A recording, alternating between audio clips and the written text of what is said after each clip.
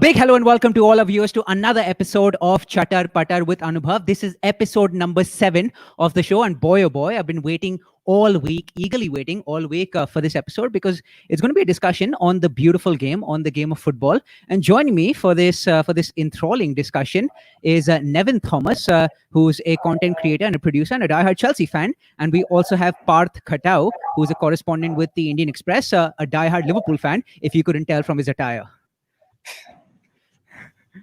Well, welcome, guys. How's everything going? All's good, man. As good as you can get, I guess. Parth, I must ask you, are you still hungover from all the celebrations? Not as much as the players were when they played Man City. Exactly. But I was still surprised, seeing Klopp's reaction at the end of it. I thought he's going to take it easy, but I think Jeff Shreves definitely got under his skin, didn't he? He did. He was quite annoyed, especially to lose to Man City and then Man saying next season starts now. I think that's set well with Klopp. But are you a bit surprised? And Nevin, I'm going to ask you the same question. Are you a bit surprised that Liverpool are playing a fairly, strong squad for these remaining games as well, which are pretty much dead rubbers for them? I see the likes of Salah, Mane, maybe one or two youngsters that are featuring. But for the most part, he's still respecting all the teams that he's playing, despite having won the title already.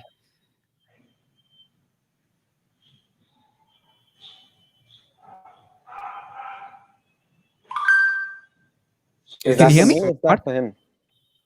Parth, go for it. I'll ask the same question after that. Yeah.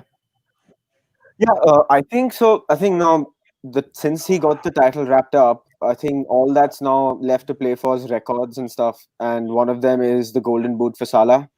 Mm-hmm. If you saw the game against Brighton, he scored 2. He was desperate for his hat trick, and he was really pissed off when he missed a free header towards the end of the game. So I think, and also when it comes to football, Klopp, I think, wants to make sure that he maintains the momentum. If we end up playing the kids right now and they make some rookie errors and then we end up losing a couple of games, suddenly the mood just changes. The mood changed. I felt it changed when we lost to Man City 4-0. It felt terrible. We are champions. I mean, this is the day that I've waited for all my life as a fan. I was not born in 1990. I was not there. Right. So, we've achieved the holy grail finally, but losing never feels nice, and it can really ruin the mood. Absolutely. As reluctant as I am to say this as a United fan, congratulations to you. And Nevin, should we be giving him a guard of honor? I hope not. I mean, I'm certainly not interested. In fact, I think the whole setup is redundant, and not just because it's Liverpool. I think it should be taken away because it's just, we are all competitors at the end of the day. You don't want another team applauding before the match and all that. Maybe after the season, you can have an event where everybody can celebrate, applaud, or whatever. I think it's a very archaic practice, but goes on. So, I mean, it's fair that Liverpool should get it, considering every other team has gotten it. But I think going forward, maybe we can even remove the whole idea of guard of honor. Right. And I think there have been questions. Do you think the same about handshakes? I think handshakes are going to disappear anyway, thanks to coronavirus. So, besides, I'm asking pre-COVID. A lot of people were against handshakes as well. Like if you remember the Suarez and Evra, the whole drama that happened there. John Terry, Wayne Bridge. Yeah. John Terry, Wayne Bridge. I mean, it's been going on for quite a long time, but I don't know. I'm just, especially with guard of honor, there is a larger sense of, you're applauding a major rival and all that. I'm not saying take it off. I'm just saying maybe, we can think of something else. They're the champions, and they're the champions for the reason. I'm not taking away any credit. But at the end of the day, these are footballers also just before the match. You're pumped up, you've got something else. You don't want to applaud for your opponent. That seemed like a very forced, nobody feels it from their heart. And you could see it from the City players as well. They're just, doing it for the sake of it. The City one was much more forced than the Brighton one, to be honest. Yeah. The City one, rather than Salah came out of the tunnel, they were done with their guard of honor or whatever they did. Right. I still think, out of respect for the Premier League champions, to some extent it does make sense, right? But I'll tell you when it's absolutely shocking to me, when you have, say, a second string side, right, that's walking out onto the pitch, right? Players who didn't have any role to play in the team winning the Premier League title. I still remember this was probably like the 2008 or 2009 season, perhaps somewhere around that time, right? This was United when they were champions, and they were walking out at Old Trafford. This was West Ham United last day of the season, if I remember correctly. And you had, I swear, I couldn't recognize any single player on that United first team. Darren Gibson of all people was the captain of that team. United still ended up winning 1-0 on that day, courtesy of Darren Gibson goal. And it was just such a funny sight watching all the West Ham players applauding these 16, 17, 18-year-old kids who probably hadn't even racked up 10 games under their belt. So they probably wouldn't even be getting Premier League medals at the end of the Premier League season. Crazy. Yeah, I mean, I think it's unfair. We should discuss this now and do this to a Liverpool fan. Let them sort of enjoy. And I mean, maybe it's fair we discuss this in the summer once everything is over. And once we are planning for the next season, maybe then we can discuss whether we should have it or not. Absolutely. But, before the start of next season, there are, of course, lots of things that are heating up in the race for top four. Of course, you have first and second pretty much cemented, Liverpool, Man City, right? But third and fourth, still TBD, right? You have United, you have Chelsea, you have Leicester City that are gunning. Did I miss any club? Wolves, perhaps? Wolves and Arsenal still there, but not really. But like, Sheffield into the mix. Right. So Wolves and Arsenal with an outside chance. Parth, you were saying? I'm saying you could throw Sheffield United. They were in the mix, but I think they've kind of fallen off now.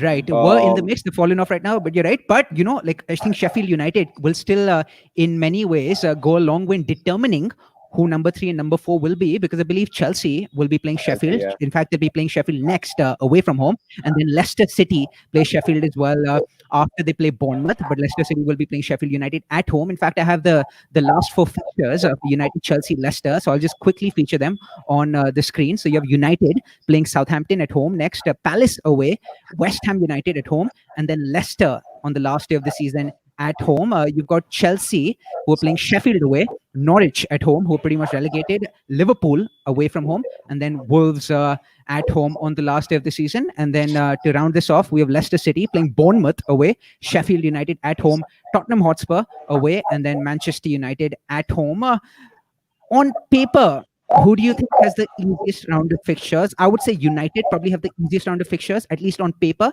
Do you guys agree with that? I agree with the fact that United have the easiest fixtures, but I think Chelsea kind of are really, they are the hungriest team out of all the other teams, because you should remember that they still have a Champions League game to play. They have signed Timo Werner. They've signed these players. They have a little bit of good mood going around amongst the fans and amongst the players as well. And they kind of know that whether third or fourth, they are going to be playing Champions League football next season. And now they're really, you can see Pulisic playing to what he was brought in to play. And people, they're so quick to write players off. Pulisic now, all of a sudden, he is playing like the player that he was at Dortmund rather. And I think Chelsea are in pole position to finish third. I see them winning their remaining fixtures, drawing at Anfield though. And United as well. I think Leicester with Brendan Rodgers, the break has not been good for them. They've come back and they've just not hit the ground running. So I'm a little fearful for Leicester, but let's see. Got it. Nevin, what do you think? Yeah. I mean, as a Chelsea fan, it's a little hard for me to admit this, but I think United are better placed for that third place finish. Like, I think they've got the momentum going. They're on a very good run of form. I think Chelsea is very leaky at the back. So for all its excitement going forward and all lot of wide attacking players, we've signed a couple of very interesting players as well. But very leaky at the back, and you're talking about the bottom half of the Premier League are usually very good with set pieces. So Chelsea are going to concede goals, and Liverpool is anyway going to be a tough match, because I don't think Jurgen Klopp is going to think that this is an easy match, I'm going to let it go. They are going to go and try to win that match as well. So I think Chelsea, I would say United and Chelsea third and fourth, because Leicester's slightly dipped in its form. But yeah, I fancy United for the third place, as hard as it is for me to admit. But I think that's actually a shame for Leicester, because everyone is really hoping that Leicester would sort of qualify for the Champions League again. But is everyone actually hoping for that? Who's hoping for that though? Like the neutral, I'm guessing. Yeah. Liverpool fans as well. I think Like, if you ask me also, I would want Chelsea and Leicester and not United qualifying. yeah, And I true, think true. Liverpool will say, I want Liverpool and Leicester because Leicester was that neutral team that we all liked. So right Yeah. now, since Leicester is a competition for that fourth or third slot, then we sort of started hating them. Otherwise, they were you can't hate them. Right. It's like, it reminds me of Spurs, because at least back in the day, in the perhaps early 2000s, 2007, 8, 9, 10, Spurs were decent, but they were never quite contenders for the Premier League title. So the fact that they were actually innocuous as a team, everyone sort of loved Tottenham Hotspur. But as soon as a team ends up becoming like a rival, ends up challenging for the Premier League, that's when you actually start developing feelings of hatred towards those clubs. I personally, I would personally echo your sentiments, Nevin. And speaking as a neutral, without being partisan or biased here, I honestly think United are in a purple patch. I think 17 unbeaten. I couldn't believe this. When I found out yesterday that United became the first team in Premier League history to score 3 or more goals in 4 consecutive matches. I had absolutely no idea that this was a record. I think it's a margin to win by a 3 goal margin. That's the first team to do it. To win 3 goal margins for 4 matches consecutively. Exactly. Absolutely. So 4 And consecutive also, a matches, great winning thing by for 3 or more United, goals. if I might just got in, is United aren't like getting the limelight like they usually would for these results. Like, they're getting the credit, but like since Liverpool has won the league, and then everyone's talking about City and the Champions League and coronavirus and things like that, they're doing that thing quietly. They're silencing their critics, breaking records on the way as well. I didn't know about this until you told me. So they're doing it, and the pressure it's kind of off them. They cannot anyway rule them out during the season, and then Bruno Fernandes came in, and then it's just their form completely changed, and he's actually got Pogba playing like Pogba is capable of playing. So Dude, it's great it's been acting. it's been absolutely sublime as a United fan watching them. Trust me. Like, I'll just walk you through my feelings, right? Parth, I know you've had your moment. You've had lots of moments this season, but give me my moment. Yeah, I'll tell you what it's like watching United play right now. I swear to God, I I feel as one of the viewers, Narinder Anand Bhatt, he mentioned that the fear factor is back. So I think I would definitely say that's exactly what the case is. And I actually feel teams have now started fearing United. Teams, you see them a bit shaky, you see them a bit hesitant playing United now. You're completely right, Parth. Bruno Fernandes has made a big difference. Just goes to show, how, say, one player operating at fifth gear or sixth gear can have such a contagious effect on the entire dressing room. You're right. Pogba and Bruno Fernandes linking up beautifully. You saw glimpses of that when they played Tottenham, which is the first match after the resumption after COVID. Of course, Pogba came on, won that penalty. We drew 1-1. But I think that was like the genesis of this beautiful partnership between Pogba and Fernandes. And now Pogba is finally happy at the club. I see him smiling. I see him, fist pumping Solskjaer at the end of the match, smiling, hugging players, as opposed to, just walking off dissatisfied. And so I think the mood in the changing room has definitely drastically changed. And I think, as trite or as cliched as it sounds, I think the confidence is back amongst the players. You see Martial as well, right? Oftentimes Martial is known to be a bit lazy, a bit lackadaisical, but you saw him yesterday, the goal which was scored by Mason Greenwood, the second goal, right? Martial was involved in a tussle in the middle of the pitch, wins the ball back, right? And then passes it and ultimately runs to the final third, gets the assist, and then Mason Greenwood hammers home the second goal. So I think these are some of the factors that have actually revolutionized everything that's happening at the club, but long may it continue. I don't want to celebrate prematurely. Liverpool, I would say Liverpool's really lucky that the Premier League didn't begin after the lockdown.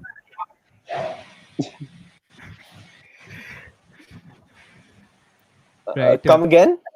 I'm saying Liverpool should consider themselves lucky that the Premier League didn't start after the lockdown. The Premier League season should have begun after the lockdown. I think United would have been top of the table. Yeah, but things don't work. It's a lot of ifs and buts. Right. In a very utopian world, I would say. But But Nevin, what if Gerrard wouldn't have slipped against Chelsea? We would have won the Premier League. Right. It's like saying, if my auntie had balls, she would be my uncle. Anyway, Yeah. Nevin, but tell me about Chelsea, Nevin. Because to be completely honest, look, playing with a very young squad, this is not what Chelsea are used to, right? You oftentimes have veterans, experienced players. Oftentimes managers aren't given enough time. But what's the relationship like between Roman Abramovich, Lampard? How has Lampard been able to convince Abramovich that, look, give me time and I will generate world-class players out of these young, unpolished diamonds that we have right now? I think Chelsea got really lucky with the transfer ban. I think that sort of revolutionized the team in some ways because we were forced to play with what we had. And luckily, there was also a batch of good players that were coming out of the academy who could easily jump into the main team. So that really worked out well for them. I'm not saying it's extremely lucky also. They've been building and they've been investing in this academy for quite some good 15 years now. They've had like occasional good products not really working out, but now we have an actual batch of good players coming out. So Chelsea got the transfer ban, and I think that's when they realized, okay, maybe this is how we should go ahead. And if you look at the transfers that they've been making, also they're looking to sign younger, so they want to spend. They're breaking the bank for a 20-year-old. They've signed Werner, who's an amazing signing. They, in fact, ZH, who is 26, looks like a old signing. Say like he's too old for. So the club is definitely moving towards that path where they feel they can make a team around 21, 22-year-olds. Hopefully, also have a sell-on value. So they probably see that when they reach 27, they can sell it to a Real Madrid and get 100 million out of the player who they've signed for 60 million. So I think Chelsea is going towards a sustainable method and not completely reliant on Roman's money. And I think that's been going on for a while now, and they sort of sense this transfer window is probably the best time to invest some more money because there's no FFP. I mean, FFP is relaxed, and maybe the other clubs don't have the same financial, backing, and during this very tough time. So Chelsea are looking at this as an opportunity and sort of investing well, and I think they're going good. But they also should understand that there is something called defense involved. So if all of Salah, Mane, Firmino. I think personally, what changed for Liverpool is Van Dijk and Alisson. Right. Alisson, yeah. Absolutely. Just look different. So similarly, Chelsea, I hope are thinking of that as well because Kepa has been very unreliable throughout the season. The defense has been very topsy-turvy. We don't know who the best defenders for Chelsea are. The left back is so absent that we're playing a right back as a left back. So there's a big problem in the defense. So hopefully those things also will get addressed in the summer or maybe in a couple of seasons. Absolutely. But I think one thing that really worked for Chelsea was the fact that they had a transfer ban, and besides Pulisic, you did not sign anyone else during Lampard's first season. I think Kovacic also came in. Yeah. Is he still on was loan? on loan, but Kovacic has been bought. He's been bought now. So Okay. besides Pulisic and Kovacic, who was already there from the previous season, y'all haven't signed anyone, so the money is there.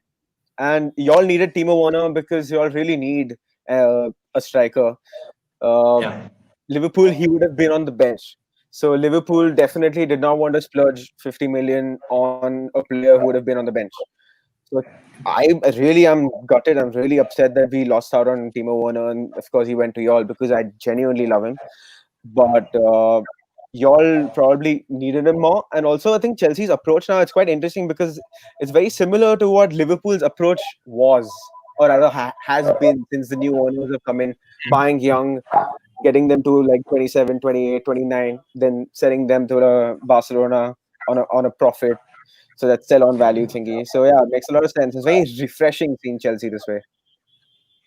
And also I think Frank Lampard and Peter Cech working together with Marina. So they've made like a very strong trio who sort of approach players as players themselves, right? So when Lampard and Peter Cech calls, you as a player, you're like, oh, these are like two Absolutely players calling me and talking. It's not like some agent or something. And don't worry about your defense. You had Kurt Zouma playing like Van Dijk the other day. Yeah, I should say. I'm pretty sure Kurt Zouma. I don't want to get super excited. I still feel he needs some more time, but yeah, that one tackle it was like the Torres moment for us. I mean, he's not. I still remember the Champions League goal he scored because, so I think Zuma's that tackle is going to be there even if he moves on or if he continues or whatever.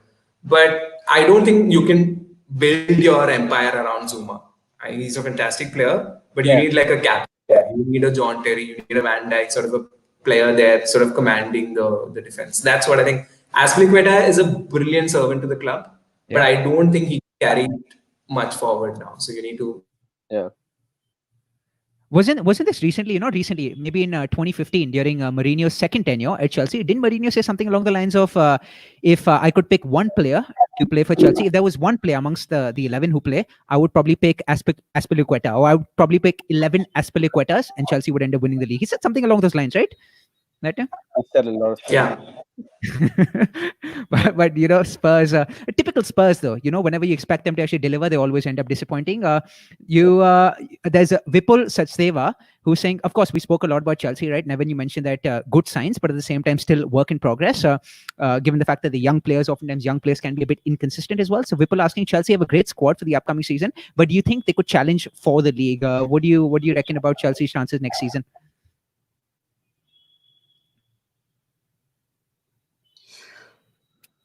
Nevin, are you there? Parth, is Nevin frozen on your? Yeah, he's frozen. Yes. He's frozen, right?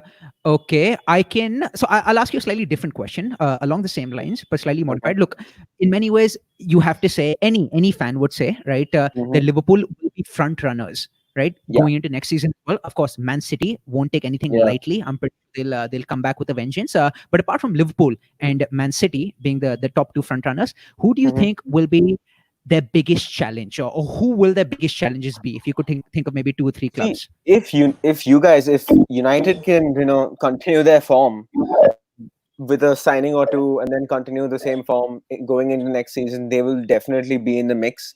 And Chelsea, I feel, will surely be in the mix, because they are going to score like a hell of a lot of goals next season. Timo Werner is going to get them 20 goals minimum. Plus, their attack is already so good. But as he was mentioning here, that it's the defense that they need to really sort out.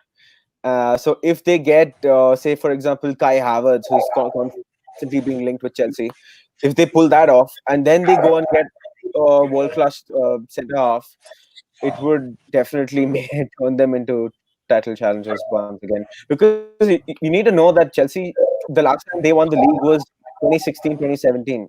It's not too long ago. Right. So this team knows what it's like to win a Premier League title. It's not like your Liverpool team that's trying to do it 30 years on, and there's so much pressure on them to do it. So Chelsea and United, I think, would be in the mix, given the right signings and if they can keep the momentum going. Right, Nevin. Yeah. Your thoughts on Chelsea's title challenge next season? Maybe a season too early. I think next season might be still catching up with Liverpool and Cities. I think Liverpool predominantly. But I also like the fact that United is improving at a good pace, which means there are like 2 teams attacking the other 2. So that's like eating points of each other. So it'll become an easier, ordeal to chase Liverpool down than, just one team chasing them down. So I think, we are only linked with attacking players. My whole deal is I want some defensive reinforcement. That is when I can put my foot down and say, if there was a defensive player you could go out there and get, whom would you get? I love Alaba, Bayern Munich's. I think his versatility is also a big plus. So he can play left back, can play centre back, can play defensive midfielder as well. He's just 27, and there's Alphonso Davies, who is probably the world's best left back at Bayern. Left back. Yeah, he's a flash. So I think this is a good time to rope him in. Alaba might be available, and he's got only a contract till I think 2022. So that'll be a very interesting signing. Considering if you look at how all these football clubs, especially Liverpool's and even Chelsea, I agree to Parth when we say that Chelsea trying to copy Liverpool. I think in every including the strategy, including how they want to play with the 4-3-3. I think they're just trying to imitate Liverpool. So I think Alaba is interesting because they're looking for these total footballers. They're looking for people who can play multiple roles. So Werner can play in left wing as well, can play centre forward as well. CH can play in the centre, can play in the right wing.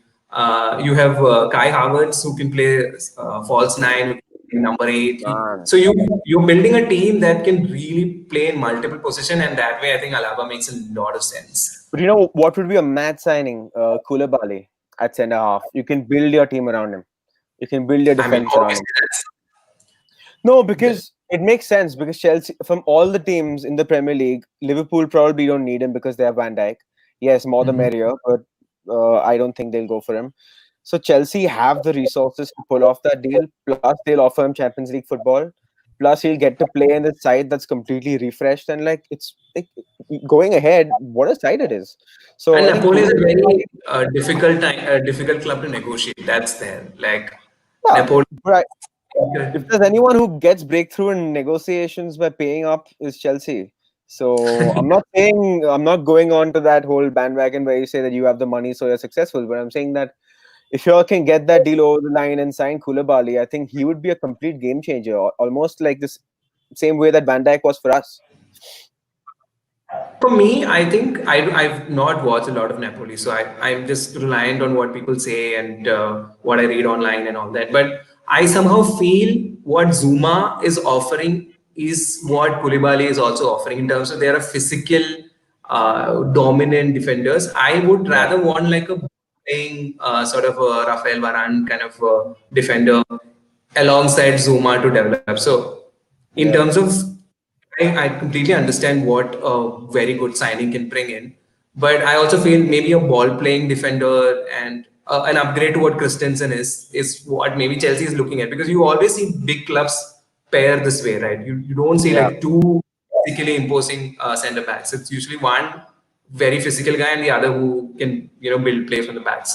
But you see, for Liverpool, for example, I think Van Dijk and Gomez, both of them are ball playing. Like Van Dijk is obviously much more physical and strong, but he passes the ball probably better than Gomez does. And which is why I think for you guys, it's like the best of both worlds, right? For Liverpool, I mean, ball playing centre backs plus both of you. I mean, both of them are actually very physical as well. So in terms of like the physical tenacity that they have, you have that covered as well.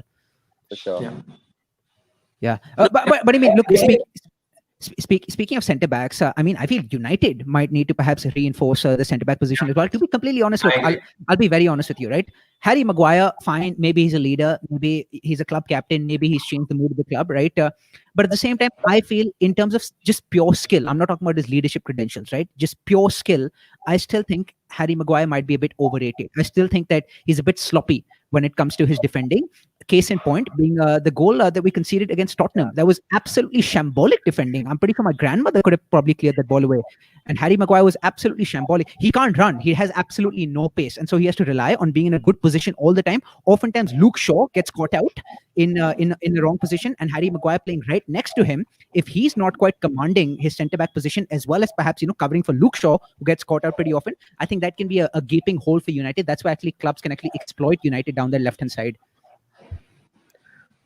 Yeah, I mean, I can feel the frustration. I mean, that's a lot of money for you spend a lot of 80 million. I mean, English players overrated, truth to some extent. No, but I think Maguire has to be there. So you probably have to look for another defender who can partner with him and complement whatever he brings to the pitch. So, because Lindelof is still developing. You can't really count him as a fixture in that first 11. Around and been playing professional football for good 5-6 years now, more than that. Yeah. Won't your link with the Spurs centre half, Toby Alderweireld? Oh, Alderweireld. Maybe. I think this is like a long time. I don't know if we've been linked recently. His contract is running out. But he's 30 plus. He's 32, whatever. So I don't think United will go for United would, to be perfectly honest. Thiago Silva is available for free. I mean, he is a free. It's a free contract this summer. Right. So I don't know why big clubs are not going for him. Give him 1 season, 2 seasons. That might be like he's a leader, established defender, brings a lot. He's also a big threat with the set piece. Maybe that's quite a United fan. I'm really interested to know, what do you think of De Gea? Do you think it's time for him to move on? Look, it's funny because there's a question that's come in as well from Aishwarya Jaraman, and Aishwarya says Roy Keane has come down harshly on David De Gea, saying the most overrated goalkeeper I've seen in a long, long time. Do you agree? It's a tough one. It's a tough one. I love very candidly, look, David De Gea is a shadow of himself, his former self. Yeah. He's not the same anymore.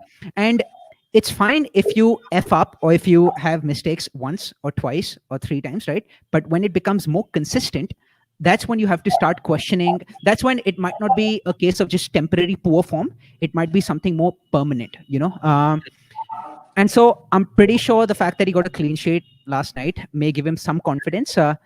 But I still feel he's been conceding sloppy goals. It might be a case of confidence. I hope that's the case, and maybe a run of maybe 2 or 3 clean sheets gets his confidence soaring again. But I definitely think that David De Gea is a shadow of his former self, and so you can't consider him to be the top goalkeeper in the world, which he was for maybe 2 or 3 years, perhaps neck and neck with Manuel Neuer. So I still don't think it's crisis time, but if you see him perhaps making blunders for maybe 2 or 3 more games, then you might start dropping him, and then you might start putting on the reserve goalie. But I still think it's not crisis as yet. But to some extent, I will agree with Roy Keane's sentiment, because a lot of the people, right, they praise David De Gea for making some fantastic saves, right? But at the same time, if those saves weren't made, you would call them errors. So I wouldn't say that some of the saves that he made against Tottenham, right? You could say that he made up for his earlier mistake. There was one flying save that he made from his right hand. At the same time, you would expect 9 out of 10 goalkeepers to save that. A good save, but at the same time, not saving that would go down as an error, as a blunder. So he's not doing anything exceptional right now. But I feel that maybe 2 or more matches where you start seeing from him, then you have to start questioning his place in the I first think 11. what also happened with De Gea was that there was this time he was linked with Madrid, and he didn't really get that move. He had to stay at United. Like he had nowhere else to go. But it's been quite some time since that transpired. So I think he's probably over that. Something that really changed in him after that. I think. I agree. I don't think as a goalkeeper he's lost his abilities. I think he's just lost the desire to play for Man United. I still won't question his desire. I think the desire is still there. I saw this. I'm forgetting who said this. Some pundit, maybe Gary Neville. Maybe Gary Neville said this. Very interesting. Like I still haven't quite thought about that, so I can't really say if I agree or disagree with it. But Gary Neville talked about how oftentimes what happens is whenever goalkeepers start becoming less busy in the game, which he probably is. Maybe United's defense is much better. Maybe they have more possession, right, of the ball. That's when goalkeepers can actually start slacking a bit. So it's actually good when goalkeepers are probably more alert when, say, their team doesn't quite have the ball for 60 or 70% of the game. And so that could be one of the reasons as to why his alertness levels aren't quite the same. I'm sure when Gary Neville was in school, he probably saw that half glass full. He's very optimistic about always. things. Gary Neville is a red. Gary Neville is a red. He hates closers. Talking about Gary Neville right now. But honestly, I don't think United have another option here. Are you really going to trust Romero, who's had a patchy history? If a Argentine international who is there, arguably the number 1 keeper, thinks he's okay being a second choice keeper at a club, that itself is an example of he's not a good. So I don't know whether you've got better option out there. Maybe Henderson, maybe once this season gets over. But as a United coach, who else do you play? So you just hope that the keeper sort of find his mojo back. And more than who else would you play? It's where would he go? What club would want him? We would probably end up playing John O'Shea. who can play everywhere. That guy's played in every single position. Anyway, question for you, Nevin. Venkat asking you, what are your thoughts on Billy Gilmour? Of course, right before the lockdown, Billy Gilmour was getting a lot of traction. There were so many videos on the Chelsea FC YouTube channel on Billy Gilmour that really had 300K, 400K views, exactly as Parth mentioned. Your thoughts on Billy Gilmour? I haven't really watched too much of him, especially since the resumption of football. But what's he been like in the recent past? Oh, it's very exciting because he brings in a different, skill set as opposed to Jorginho in that role. So they both play in the similar role of a regista, like the deep lying midfielder or whatever you want to call it. He is a zipper. He play a lot of ground passes. He'll look for those fast passes that he can. He's always looking for the runner. While Jorginho was always an aerial role. He always took his time, look for the aerial, the chip over the defender. So they brought in 2 different kind of passing set to the game. But there is also the English hype. Whenever there is an English player or a young academy player coming up, Gilmour is not English by the way, but whenever there is somebody coming up, we hype it up so much that one touch, one nutmeg, one move he put Fabinho and he's suddenly the world's best midfielder. So I'm not a guy who will, jump into the whole hype wagon. It's just more like what do you say? He is exciting, but let's not think that he's going to play 40 matches for Chelsea next season. I think it's a process, but it might well be that he will stay with the main team and he will be able to, challenge whoever is the deep lying midfielder. But if you look at what Lampard is trying to do, and he's trying to play a midfield three in which at least two of them are attackers. So that's probably explains why they're going after Kai Havertz and all that, which means you'll only have one solid defensive midfielder. So are you going to not play N'Golo Kante? Definitely is the first choice there. And so Yeah. it's a very tricky question, right? The idea of a register gets redundant in a formation of a 4-3-3 with two attacking midfielders, because then you just want a Casemiro kind of a role who's just sitting there and defending everything that's coming your way. So again, let's not get too hyped up. I like every academy prospect, and I like everybody coming out of the academy, because as Chelsea fans, that's what we've been hearing from Liverpool and United all the time. You just buy your success and legacy is built and all that. So it's finally nice to have like academy players popping up and making a mark and all that. But let's also not get too excited and think that they can carry this immediately. Maybe in the next 3 years he will turn out to be exciting, but let's not. Right. Parth, But tell me about. Yeah. Go for it. Continue your Go statement. on. I wanted to ask you that I think we were talking about Leicester, right? And who would want them to like drop out of the top four? Chelsea would actually want them to drop out of the top four, because if Leicester don't have Champions League football, Chelsea have a good chance of signing Ben Chilwell. They probably sign him anyway, but the thing is, you'll need him at left back ahead of Marcus Alonso, who scores his fair share of free kicks, but then defensively he's an absolute train wreck. Alonso's not a left back. I think Ben Chilwell would be another great. Sorry? Alonso is a left wing back. I don't think he can ever be qualified as a left back. He in a 3-5 he plays on the left. Yeah. But his defensive duties, he's always been all over the place. Yeah. And we've spoken a fair bit about Chelsea, spoken a fair bit about United as well. Liverpool, right? Parth, according to you, any reinforcements needed? Of course, it's very difficult for any club to retain the Premier League title, right? I think United's the only club that's actually won 3 in a row, right? Just goes to show how challenging it becomes, right? From one season to another. What reinforcements do you need? What is your Achilles heel, if there is any, at the club?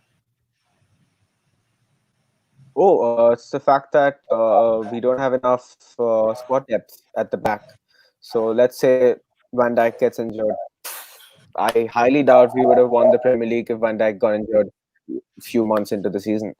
Or the goalkeeper getting injured. We've all seen how important Alisson has been for us, and the fullbacks.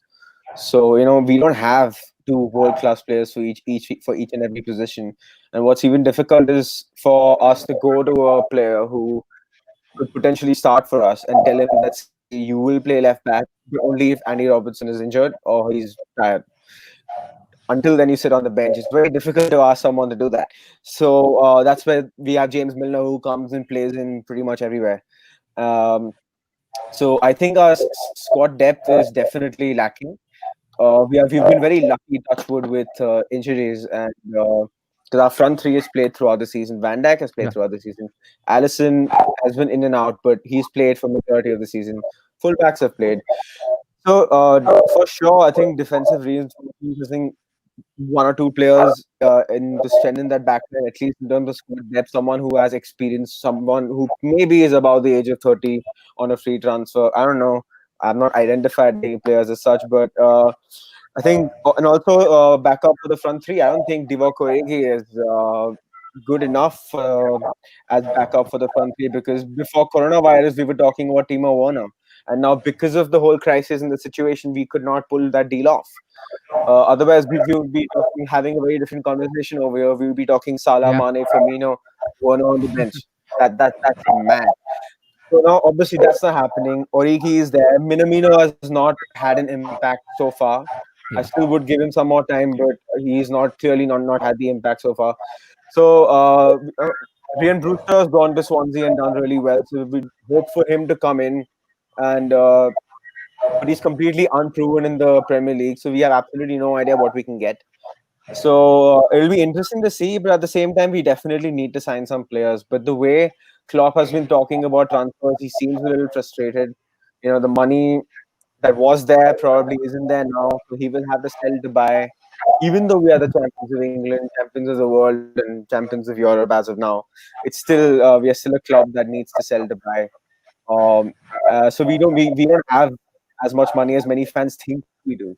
So we have to have a little bit more of a cautious approach, strength and depth at the end of the day. Because first starting 11 is great, but we need to add that strength on the squad, on the bench.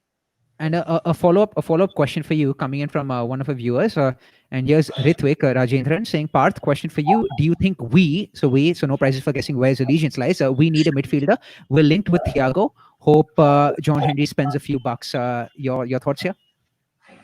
So we need a midfielder. We probably do. That's because of, I think, a couple of our midfielders and the injury records being so bad, especially with Naby Keita, and then also there's a contract situation with Gini Wijnaldum. So now I strongly feel that if Keita does not rediscover his form, see now here, Limin has just asked Absolutely. whether Yeah. Wijnaldum stays or goes. I There's a think goal. he stays for me. I think he's been a very, very important player for us, if not like in that midfield three. So I hope he signs a contract and stays. I think Liverpool want him to stay. He's got the right attitude and the skill to play. But if he goes by any chance, if Wijnaldum sort of gets an offer from a Bayern Munich or any other team abroad, and he chooses to go, then definitely I feel we go in for Thiago. But I don't see us bringing in Thiago without any of the current midfielders being taken out. Understood. Fair enough. And Nevin, question for you as well from Ritvik. He says, question for Nevin. Do you think Tammy Abraham has a future in case you sign Benrahma and Havertz now already have a lot of options? Ritvik, I don't know the answer to it, to be very honest, because it will really depend on how Lampard intends to play. But his contract is now going on to like 2023, so there is enough space for Chelsea to negotiate and see him again. Understand whether it's not a one-season wonder or whether he can sustain his success, because he's seen a little off post lockdown, so he's not really the same Tammy that he was before. So I think, but it's also he's a young player. He's also a Chelsea Academy graduate. So he feels, he has Chelsea in his genes now. So it's very important to, I think, keep hold of such players, even if they're not going to be like, playing 30, 40 matches. And I also think, and I've read multiple articles and I've seen a lot of Timo Werner videos. Werner isn't your classic centre forward striker. He likes to drift a little left. He wants, he would likes to occupy a lot of space. So maybe like Dortmund played last year and a couple of other matches. They play a 4-2-4 where you have actual 4 attackers playing matches. So imagine a setup where maybe Tammy, Werner, Pulisic, and Ziyech can start. So that will be. I mean, this is there's no Kai Havertz, because I don't think you can have another attacker in that setup. But maybe they see a possibility of, say, 70 minutes, you're still chasing a match, you can bring in Tammy and play both of them together. I don't think he's out of the reckoning at all, because Chelsea have got no other striker. It's not like Batshuayi is going to ever, come back and score 30 goals a season. So I think Batshuayi is on his way out. So we're talking about just another striker. So obviously big clubs. And I also want to add to what Parth is saying, and it's very unfortunate that Liverpool can't sign, backup players, because look at City. They've got, backup in pretty much all the positions. They can choose to not play Kevin De Bruyne, Gundogan, and Rodri, and play instead with Bernardo Silva, Mane, yeah, Aguero. Yeah, so when you're competing in a league with, say, City in it, we have to understand that you need bench strength. And Liverpool was massively lucky this season with, and I'm not just talking about Alisson, Van Dijk, or Salah. I think what happens when Trent Arnold gets injured, that's the biggest challenge, I think, because he is Liverpool's chief creator, like a You know the fullbacks, Trent or And Andy Robertson as well. against Absolutely. Brighton, we started Nico Williams at left back, and Robertson was on the bench. He played well, but he still made a mistake that led to them scoring a goal. And then Robertson came on in the second half, and you could see the difference. So like you said, I think probably one thing with Man City, the reason that they can bring all these players in and convince them to sit around is these wages, like huge, massive contracts. Where now obviously that's not their problem; they're able to do it. So fair play to them. Whether they get banned from the Champions League next season or not, let's see. But the point is that they can afford to bring in these players, and they can afford to convince them to stay on the bench, because at the end of the day, when you're on the bench, you're going to have at some point you will have your chance. So Adrian, when he was brought in as our backup keeper, he had no clue he'd be lifting the European Super Cup for us, because he thought Alisson would be playing in that game, but then Alisson got injured. So just imagine if Karius or Mignolet were our backup options instead of Adrian, we would probably have not won the competition then. But no, I'm being a little bit hard. But to be honest, like you said, Man City have two world-class players in each and every position on the pitch. They can afford to not play Sergio Aguero, one of the best Premier League strikers in history, and they'll easily win a game against any side, because Jesus is still a world-class player.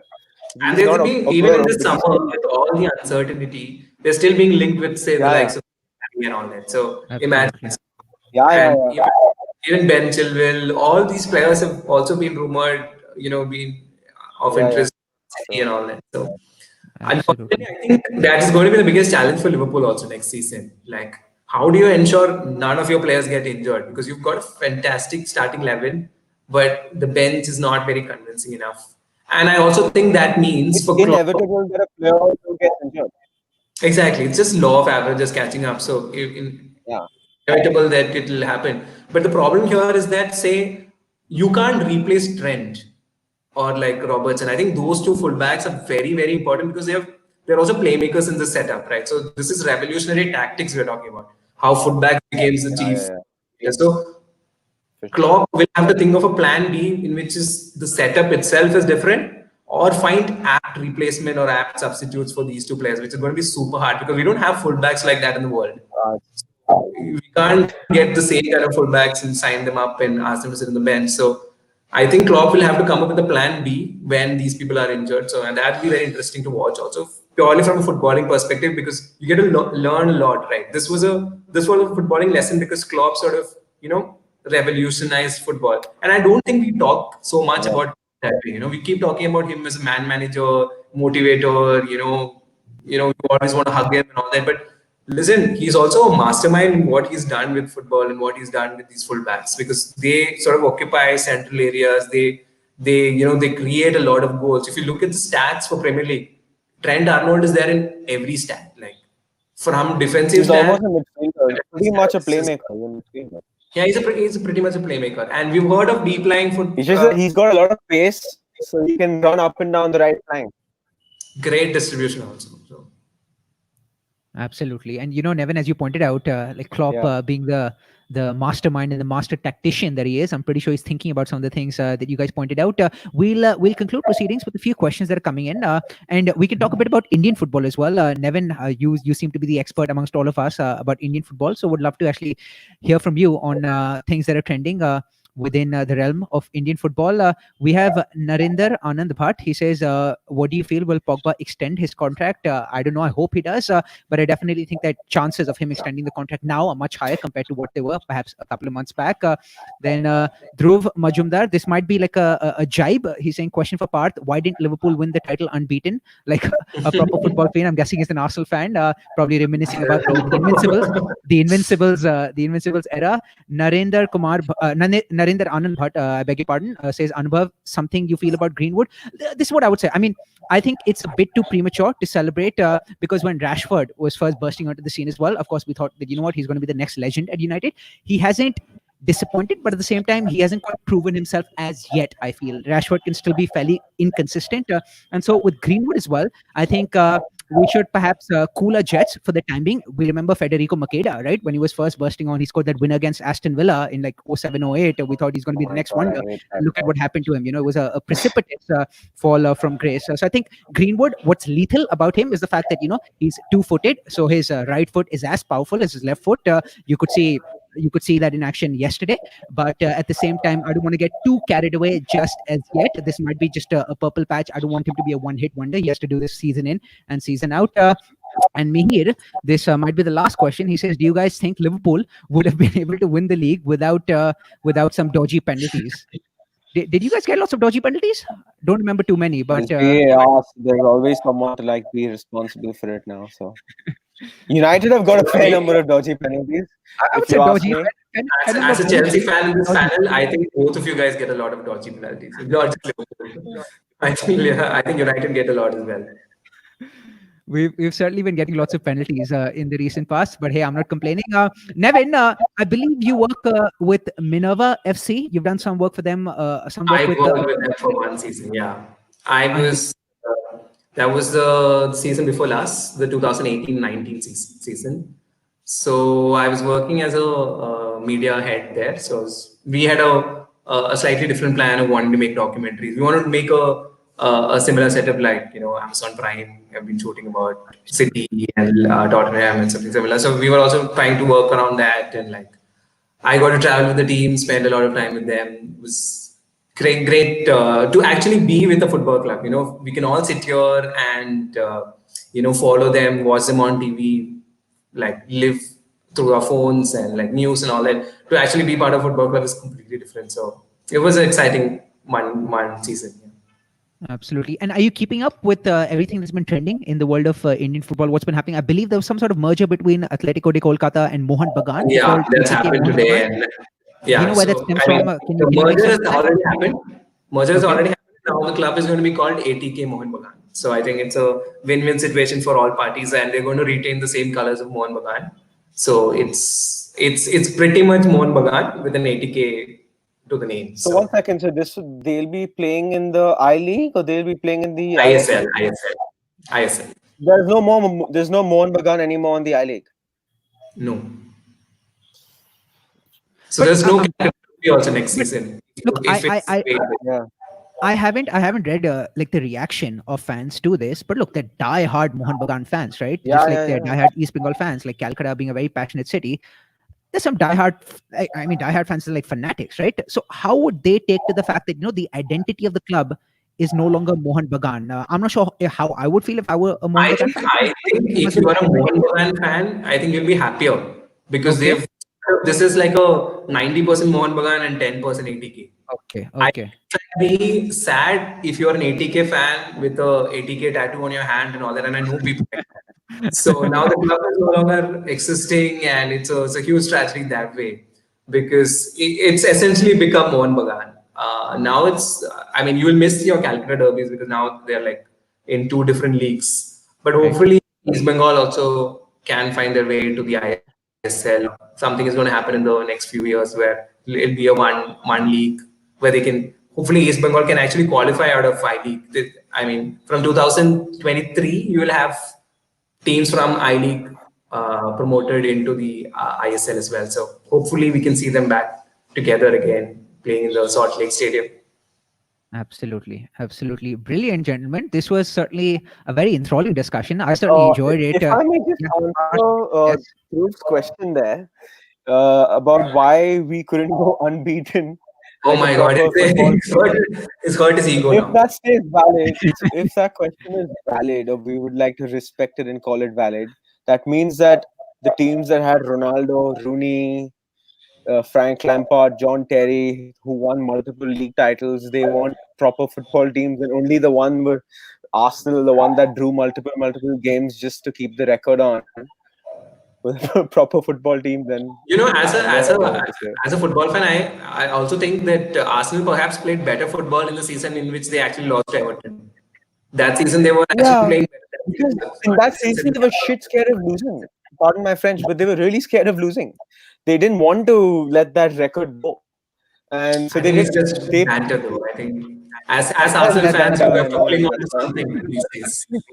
Yeah, I just think it's banter, as Nevin said, and I hope we get more banter in future such shows as well. Looking It was forward. a fantastic debut for Parth as well as for Nevin on the football show here on Chatar Patar with Anubhav. Hopefully, we can have many more subsequent discussions talking about everything that's trending in the world of football. I loved the fact that both of you had good, valid, very strong opinions as well. As opposed to sitting on the fence. I love the fact that you had the courage to voice those opinions, and I think this was definitely a very, very good civil discourse or civil discussion. But as I said, in the future, even if it's uncivil, then it doesn't make a difference to me. I think it might just create some fireworks, which might be interesting to view as a neutral.